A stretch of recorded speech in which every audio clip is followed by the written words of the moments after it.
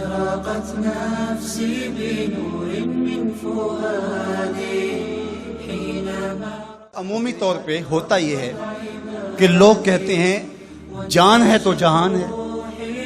جان اور جہان کا فلسفہ ہم بچپن سے سنتے آئے. لوگ کہتے ہیں جائیداد چھوڑ دو، فلاں چھوڑ دو، فلاں چھوڑ دو، نظریات پر بھی کمپرومائز کر لیتے ہیں. جب جان نہیں ہے تو پھر باقی کیا؟ جان ہے تو جہان ہے. اس فلسفے کو حسین ابن علی نے بدل کے رکھ دیا کہ جان ہے تو جہان ہے. حسین نے بتایا جان نہیں ہے پھر بھی پوری کائنات تیری ہے. لوگ یہ کہتے ہیں کہ اگر لٹ گئے تو پھر سب کچھ برباد ہوگا. حسین نے یہ فلسفہ دیا لٹ کے ہی تو آباد ہوا جاتا ہے. یزید سب کچھ بچا کے بھی نہ بچ سکا، حسین سب کچھ کٹا کے بھی زندہ و جاوید رہا. یہ فلسفہ دیا سب کچھ کٹ جائے، سر نیزے کی نوک پہ بھی چڑھ جائے، خاندان کی لاشیں بکھری پڑی ہوں اور گھوڑوں کی ٹاپوں تلے روندی جائیں، کفن بھی کھینچ لیے جائیں، خیموں کو بھی آگ لگا دی جائے، لیکن سر شہیداں پھر بھی نیزوں پہ بلند ہی رہے گا، اونچا ہی. یہ فلسفہ حسین ابن علی نے. یہ سر جھکنے کے لیے نہیں ہے، یہ سر اوپر بلند ہونے کے لیے. اور میں ایک بات کہا کرتا ہوں، لوگ سر بچانے کے لیے ہاتھ دے دیتے ہیں، ظالم کے ہاتھوں میں ہاتھ دے دیتے ہیں کہ سر بچ جائے. حسین نے ہاتھ بچانے کے لیے سر دے دیا. ہم نے بچپن سے لے کر کے لڑکپن تک اور لڑکپن سے لے کر آج تک حضرت نبی رحمت صلی اللہ علیہ وآلہ وسلم کا یہ فرمان سنا ہے، من رآ منکم منکرا فلیغیرہ بیدہ فإن لم یستطع فبلسانہ فإن لم یستطع فبقلبہ وذالک اضعف الایمان، او کما قال النبی صلی اللہ علیہ وسلم. تم میں سے اگر کوئی برائی کو دیکھے تو وہ ہاتھ سے روکے، ہاتھ سے نہیں روک سکتا تو زبان سے روکے، اور زبان سے بھی نہیں روک سکتا تو کم از کم دل سے برا جانے. اور یہ سب سے کمزور ترین ایمان کا مرتبہ تھا. جو لوگ کہتے ہیں امام حسین کربلا میں کیوں گئے، میں انہیں کہتا ہوں امام حسین حضور کی گود کے پالے ہوئے تھے، کمزور ایمان والے نہیں تھے کہ دل میں ہی کڑتے رہتے اور ظلم کو اور جبر کو اور زیادتی کو اور ناانصافی کو ہاتھ اور زبان سے نہ روکتے. حضرت امام حسین کے خطبے دیکھ لیجئے، قدم قدم پہ خطبے دیے. محمد بن حنفیہ کے نام جو آپ نے وصیت نامہ لکھا، آپ نے فرمایا انی لم اخرج عاشرا ولا بطرا ولا مفسدا ولا ظالما.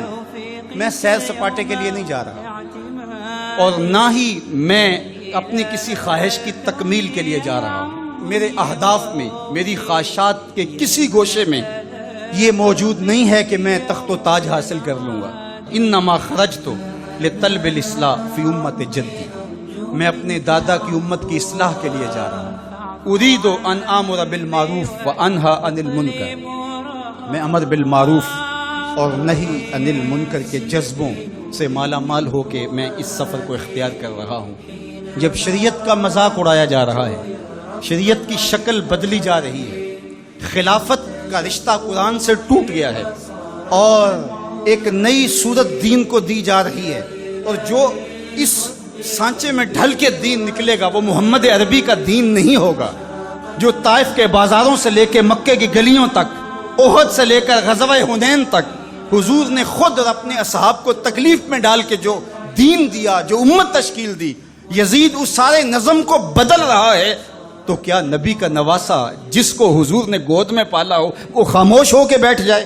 کہا حسین ایسا نہیں ہونے دے گا، اور اس کی جو بھی قیمت ادا کرنا پڑی حسین وہ قیمت ادا کرے گا. اور پھر اس کی قیمت چھوٹی نہیں تھی جو ادا کرنا پڑی. اگر حضرت امام حسین رضی اللہ تعالیٰ عنہ اس وقت کربلا کے تپتے ہوئے ریگزار میں، اس میدان حق و باطل میں اپنی قربانی پیش کر کے جبر کا راستہ نہ روکتے تو یہ بات اچھی طرح سے ذہن نشین کر لیجئے، اسلام کی یہ شکل جو آپ کو دکھائی دے رہی ہے یہ موجود ہی نہ ہوتی.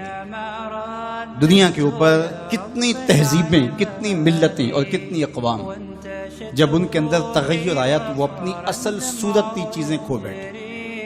دنیا کے اوپر کتنے مذاہب، یہودیت کی شکل دیکھ لیجئے، کیا یہ وہی صورت ہے جو حضرت موسیٰ لے کر آئے؟ عیسائیت کی شکل دیکھ لیجئے، کیا یہ وہی صورت ہے جو حضرت عیسیٰ لے کر کے آئے؟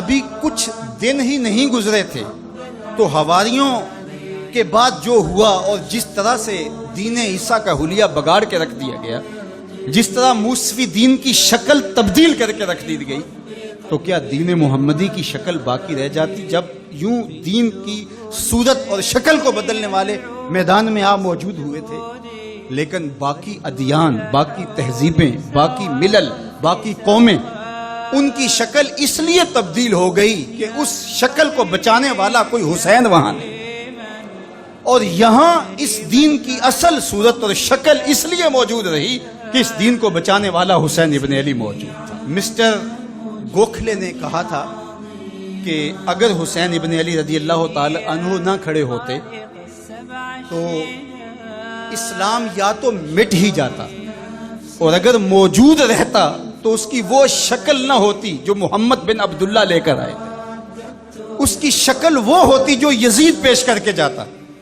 لیکن حسین ابن علی کی قربانی، ان کی نہضت کی وجہ سے، ان کے قیام کی وجہ سے، ان کے کھڑا ہو جانے کی وجہ سے 14 صدیاں گزرنے کے بعد آج بھی وہی اسلام ہے جو آمنہ کا لال دے کے گیا تھا۔ یہ حسین ابن علی کا کام ہے جو حسین نے کیا، اس لیے حضور نے ناز کیا حسین پر، کہا کہ حسین منی و انا من حسین، حسین مجھ سے ہے اور میں حسین سے ہوں۔ یہ مجھ سے ہے کہ میری بیٹی کا بیٹا ہے، میری نسل ہے، میرا نسب ہے، میں حسین سے ہوں، قیامت تک میرے دین کا جھنڈا جھولتا رہے گا، تو اس کی بنیادوں میں لہو حسین ابن علی۔ حضرت امام حسین رضی اللہ تعالی عنہ نے ایک بات کہی تھی جب بیعت کا آپ سے مطالبہ کیا گیا، تو آپ نے یہ نہیں کہا کہ میں یزید کی بیعت نہیں کرتا، بلکہ آپ کا جملہ تاریخ ساز ہے، بڑے لوگوں کا کلام بھی بڑا ہوتا ہے اور حکمت کے نور سے بھرا ہوا ہوتا ہے، قیامت تک ایک نسب العین دینا تھا۔ یہ نہیں کہا کہ حسین ابن علی یزید کی بیعت نہیں کرے گا، بلکہ کہا مثلی لا یبایع مثلہ، میرے جیسا اس جیسے کی بیعت کیسے کر سکتا ہے؟ تو یہ قیامت تک کے لیے لاہ عمل دے دیا کہ جو حسین کے نقشے قدم چلنے والا ہوگا وہ وقت کے یزید کے ہاتھ میں ہاتھ نہیں دے سکتا، چاہے گردن کٹ جائے، بازو کٹ جائے، خاندان لٹ جائے۔ یہ حسین ابن علی کا پیغام ہے۔ خذ بقلبي للرشاد